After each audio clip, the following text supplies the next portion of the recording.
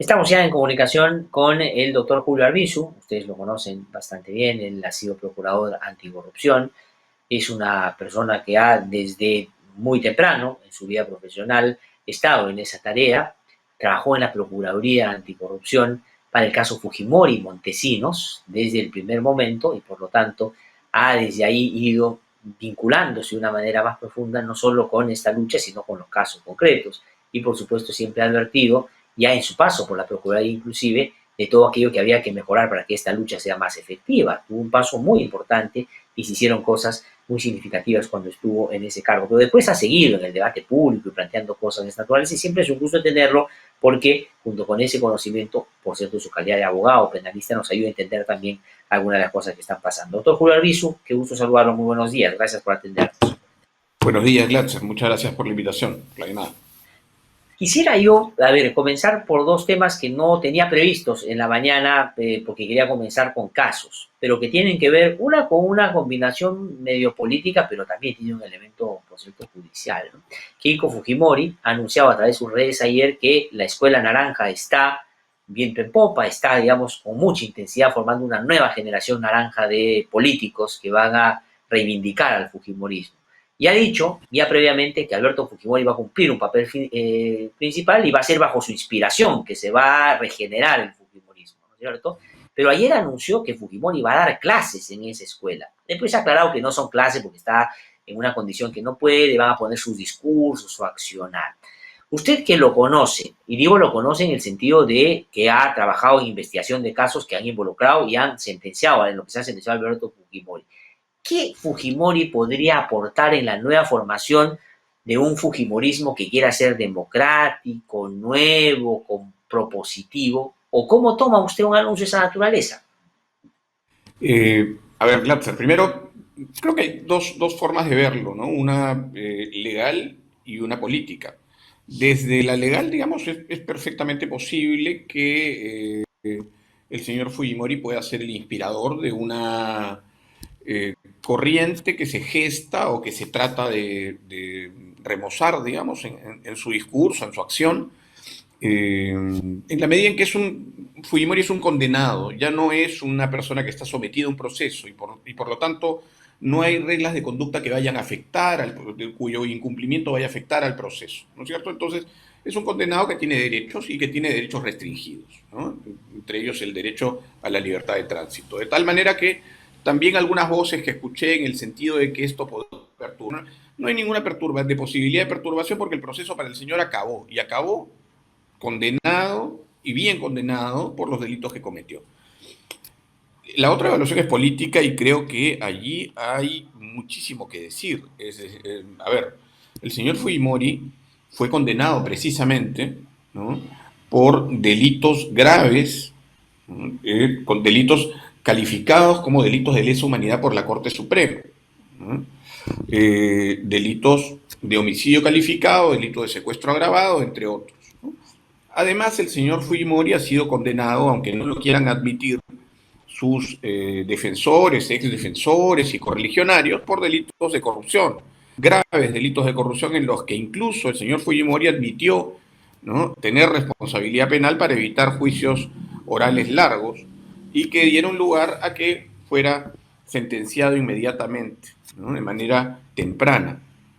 De tal manera que una persona con esas características haría posible que se renueve un discurso político que ha estado asociado históricamente precisamente a esos antivalores? Definitivamente no, pero hay algo mucho más grave que eso y entramos otra vez porque aquí hay una línea muy difusa, muy tenue entre lo político y lo judicial, o si quieres, dentro de lo que suponen los derechos para las víctimas, ¿no? Las víctimas tienen derecho, las víctimas de violaciones a los derechos humanos tienen derecho a justicia, reparación y verdad, ¿no?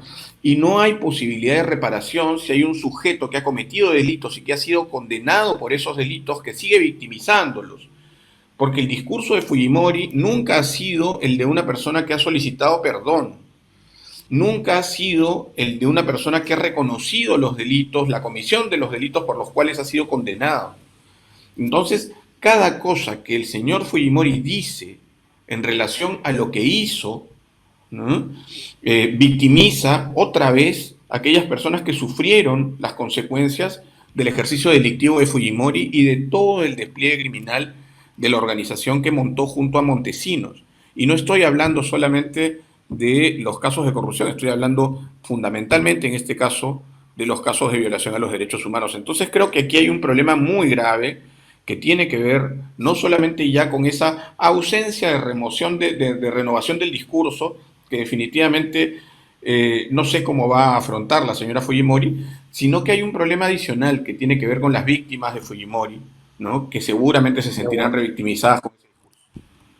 De acuerdo, es un buen punto ese, es un buen punto, porque la justicia es comprensiva de todos sus elementos, no es solo una sentencia que se pudo por cárcel, sino tiene otras consideraciones, sobre todo cuando ha sido cometido en el marco del ejercicio del poder que nace al inicio de manera democrática y después efectivamente se convierte en un gobierno autoritario. Es un muy buen punto ese que usted acaba de mencionar, doctor Albizu.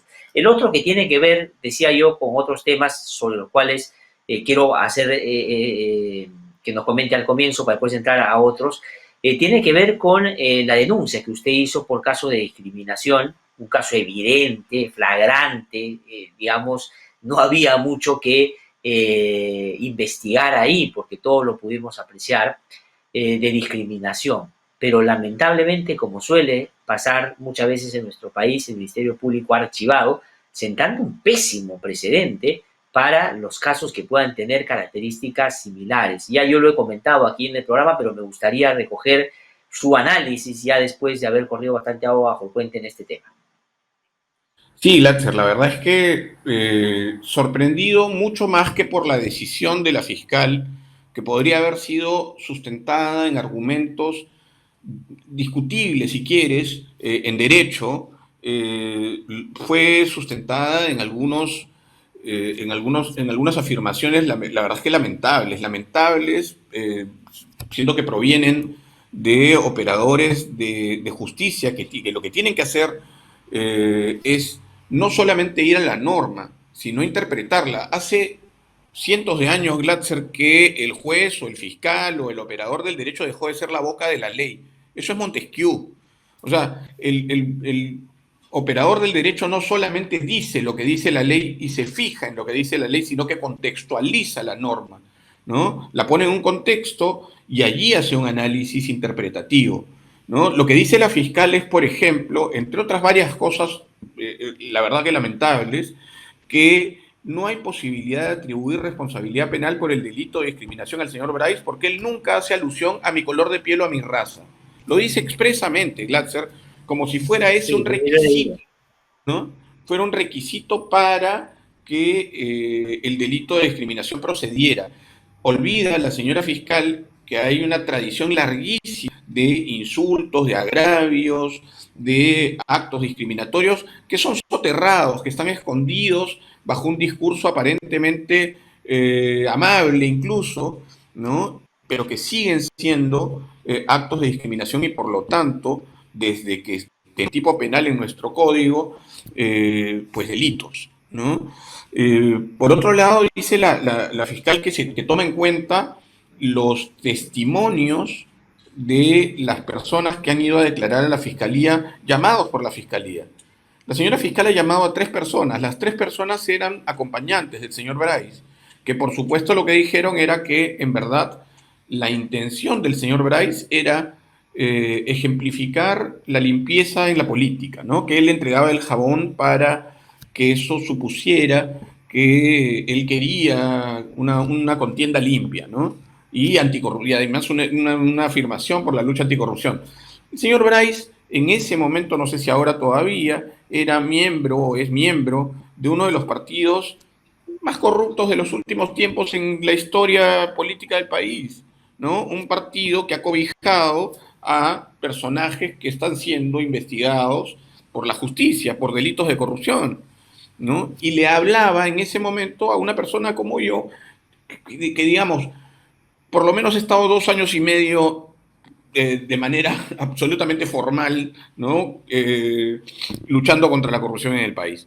Entonces, digamos, un argumento tan inverosímil como ese es tomado por la fiscal para sostener que en verdad es posible ¿no? Que esa era la intención del señor Bryce. Pero además la fiscal olvida que no, así como invitó a los testigos del señor Bryce, olvidó solicitar la declaración de la misma señora moderadora del debate. Ella fue la persona que estuvo más cerca de los hechos y esa persona no fue a declarar. Fueron a declarar los testigos del señor Bryce, ni siquiera propuestos por el señor Bryce, sino invitados por la señora fiscal. La fiscalía, sí, ¿No? pues, Y aún así, es con ese innegable. sesgo, claro, con ese sesgo, la fiscal termina sosteniendo un archivamiento de la denuncia que es, la verdad, profundamente lamentable, ¿no? Tremendamente lamentable.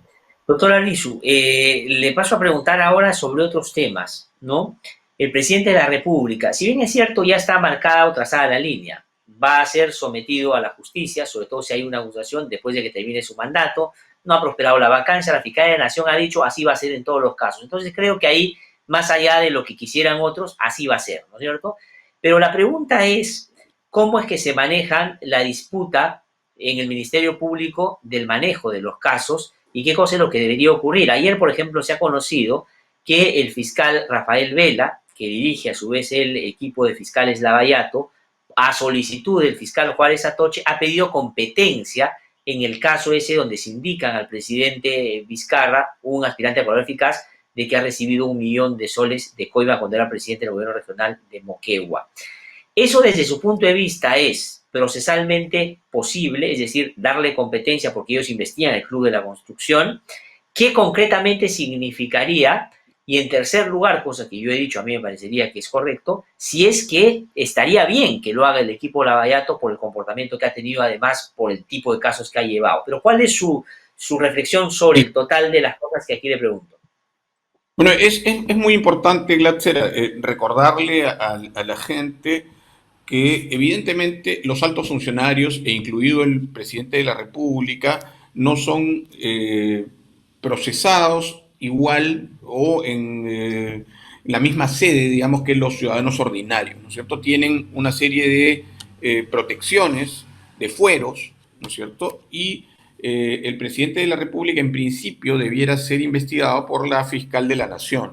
Eh, Investigado, digo, y puede ser investigado, como ya sabemos, puede ser investigado incluso en este periodo. Lo que no puede pasar es que haya una decisión jurisdiccional de tipo apertura de una investigación preparatoria, por ejemplo, o la decisión respecto de algún tipo de medida preliminar o preventiva respecto del presidente. Eso no puede pasar y habrá que esperar al término de su mandato para que inicie eventualmente un proceso ya judicial, ¿no? Pero en esta etapa preliminar, en esta etapa de investigación preliminar, el presidente y cualquier ciudadano puede ser investigado. En principio, repito, siendo el presidente y por su jerarquía, por la fiscal de la Nación. Sin embargo, eh, yo creo que es perfectamente posible que eso se traslade en la medida en que hay circunstancias que medien y que hagan necesario que un despacho fiscal que no sea precisamente la Fiscalía de la Nación esté investigando el contexto de ejecución criminal en la que presuntamente está involucrado el presidente. Si eso ocurre, es perfectamente posible lo que ha ocurrido, lo que ha pasado ayer, es decir, que uno de esos fiscales solicite facultades para poder incorporar e investigar. Otra vez, no estoy hablando de la solicitud de medidas preventivas, de medidas preliminares, esto no va a llegar tampoco respecto del presidente al término de la investigación preliminar y al inicio de una investigación preparatoria, eso no es posible, pero sí investigar, ¿no es cierto?, tener facultades para investigar aquellos comportamientos que le cupo al presidente y que involucraron a otras personas que ya vienen siendo investigadas en ese ámbito. Bueno, Entonces, a mí me parece perfectamente posible, no solamente posible, sino probablemente, como tú decías, necesario. En, es en estos predios, en estos fueros, en este equipo especial, ¿no?, que hemos eh, podido conocer con más certeza algunas verdades que estaban ocultas, ¿no?, cuando este equipo no existía. sí. Ahora, doctor Arbizu, se lo preguntaba si procesalmente es viable. Usted dice que sí, que es perfectamente atendible y viable este pedido, que debe hacerse, entiendo por lo que nos acaba de decir. Y en términos del manejo del caso y de la garantía que tiene que haber para una debida investigación, lo que ha hecho hasta ahora el equipo Lavallato en general, en todos los casos, es para usted, digamos, una garantía de que así sea el presidente de la República va a tener el mismo trato. Eso también es importante en materia de administración de justicia, ¿no? Sí, me parece importante, Glatzer. Yo lo he dicho muchas veces, creo que el diseño del equipo especial, la configuración del equipo especial, obedece a formas que ya están previstas de lucha anticorrupción desde los operadores de justicia, desde la administración de justicia. Es la conformación de un equipo de élite, en buena cuenta, ¿no es cierto?, dentro del sistema ordinario, pero un equipo de élite para investigar determinados actos de corrupción relacionados con una trama de corrupción especial, ¿no? Eso no significa que el sistema esté cambiando y este equipo especial sea solamente el equipo que puede, no, que puede luchar contra la corrupción. No, este equipo lucha contra la corrupción, este equipo investiga la corrupción en determinado ámbito. Y eso es perfectamente posible, y eso hace que el equipo especial, que tiene precisamente entre sus miembros a gente que está especializada en este tipo de investigaciones, sea lo suficientemente riguroso, lo suficientemente, digamos, tenga el suficiente resguardo de la información, como ha venido ocurriendo evidentemente con algunas excepciones, ¿no?, pero que han sido corregidas, creo yo, de inmediato, con sus excesos a veces, con algunas herramientas para conseguir sus fines que no le gustan a algunos, pero, digamos, es un equipo de élite, es un equipo especial precisamente configurado para este tipo de casos, y creo que haría bien, insisto, ¿no? Le haría bien no solamente a la investigación, sino al propio presidente, ¿no?, someterse a la investigación de este equipo especial. Doctor Albizu, y el caso, así como está, digamos, configurado inicialmente, porque todavía el fiscal está elaborando la teoría del caso, lo que ha pasado con la incorporación de un testimonio de un aspirante a colaborador eficaz es indiciario, es inicial todavía, hay que seguir, por supuesto, investigando. Pero a usted le da elementos atendibles como para decir, mira, si bien es cierto es inicial, pero a mí me parece que tendría sentido por esto, por lo otro, hay elementos como para que usted diga, sí me parece que aquí puede haber más. Bueno, en este momento, Glatzer, además por lo escuchado también al presidente el domingo en una entrevista, lo que existe es un testimonio de un colaborador eficaz. Y eso sin duda da para que se abra una investigación preliminar, porque finalmente es un colaborador de la justicia quien está sosteniendo, ¿no?, esa afirmación. Eso no significa, ¿no?, que eso, si bien es suficiente para la apertura de una investigación preliminar, eso no significa que ese testimonio por sí solo vaya a terminar, ¿no?, siendo el único elemento que finalmente suponga una condena. O sea, allí habrá que el Ministerio Público tendrá que ser muy prolijo y muy pródigo en encontrar, corroborar esta afirmación del colaborador eficaz, y el propio colaborador tendrá que entregar también, ¿no?, algún tipo de documentación, de testimonios adicionales, de circunstancias que puedan de alguna manera probar lo que ha dicho. Lo que yo entiendo es que por ahora no hay sino ese testimonio. Y si así fuera, digamos, estamos todavía en una etapa muy, muy primigenia de lo que podría ser la investigación, ¿no? Y en los otros casos, porque lo que ha habido en los últimos días es como una avalancha de casos que ahora tienen todos, de repente legítimamente, otros de repente no tanto, el interés de incorporar de una otra manera al presidente de la República. Le digo, el caso de Richard Swing, por ejemplo, ¿no es cierto?, que se ha presentado Sí. con una espectacularidad que yo no digo, yo digo, para mí todo caso de corrupción es un caso de corrupción y tiene que tratarse responsable y profundamente. Pero todo lo que se generó alrededor del caso, ¿no es cierto?, esa gran movilización de detención preliminar para que un juez después diga fue desproporcionada. O sea, me parece que hay que mantener cuidado respetando lo que la fiscal quiere hacer. Ese caso, ¿cómo lo ve? Y el otro, o los otros que están surgiendo. No he visto al fiscal Avia, que ahora sale en todos los medios de comunicación, está investigando ahora la compra de las pruebas rápidas, está investigando la compra de los ventiladores, y una de las primeras diligencias que se plantea es que el presidente responda. No sé si ese es el primer paso que hay que dar en una investigación. Me da la impresión de que al presidente hay que como dejarlo para después, ¿no? Pero en fin, ¿cómo ve estas otras investigaciones? Sí, yo coincido contigo, ¿no? Coincido contigo. Primero, en el caso de Richard Swing, habría que preguntarse cuántos Richard Swing hay en la administración pública, en todos los ministerios, en todas las instituciones públicas relacionadas con con los despachos. En fin, efectivamente, todo caso de corrupción es atendible y debe ser investigado y los responsables deben ser procesados y eventualmente condenados, pero en ese caso en particular, digamos, la espectacularidad ha ganado al rigor, ¿no? El show business ha ganado al rigor jurídico. Y eso se traduce en lo que pasó finalmente, ¿no? En esta detención preliminar que no duró sino 2 o 3 días, ¿no? Y que seguramente cuando el fiscal solicite la prisión preventiva también será materia de un rechazo. No hay, en estos casos yo veo la espectacularidad que quisieran, ¿no? Algunos desde afuera, mirando lo que pasa en los predios del Ministerio Público, en los predios judiciales, que ocurre, ¿no? Yo creo que lo que hay evidentemente con esta avalancha de casos que involucran al presidente es la intención de generar nuevamente una situación eventualmente de vacancia, ¿no?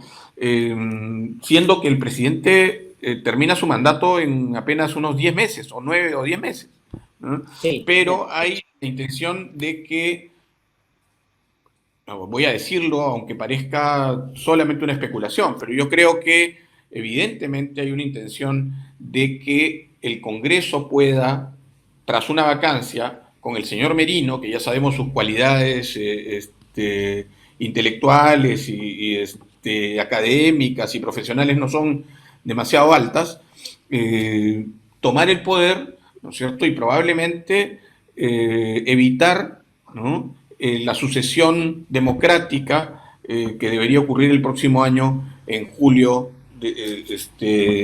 próximo. Entonces, me parece muy peligroso lo que está pasando, muy peligroso lo que ya pasó y felizmente se superó, pero se siguen generando las condiciones para una nueva situación en la que se solicite la vacancia. Acabo de ver que el presidente y la ministra de Economía han sido citados o serán citados nuevamente por el Ministerio Público por el caso de las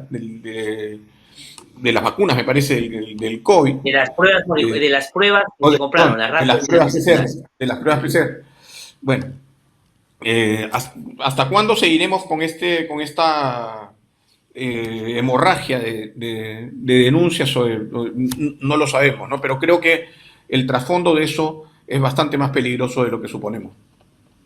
Sí, pues como reflejaba bien Eduardo en Eduardillos ayer, me parece, que ponía al presidente de la República con su almanaque y su agenda de aquí hasta julio, y en todos los meses ponía vacancia, vacancia, vacancia, vacancia, porque claro, y ahí el presidente de la República tiene un argumento político que tal vez desatienda lo principal en esos casos, inclusive, que es la colaboración con el Ministerio Público, que está diciendo que ahora efectivamente quieren sacarlo, cuando yo creo que sí hay cosas que tienen que investigarse, ¿no? Pero yo veo, por ejemplo, al fiscal Avia, a quien yo le recuerdo alguna participación importante en otros casos, le he visto actuar bien en algunas cosas, ¿no? No lo conozco mucho, pero lo escuchaba ayer o anteayer en un medio de comunicación decir, por ejemplo, ¿por qué compraron pruebas rápidas si esas no sirven para nada?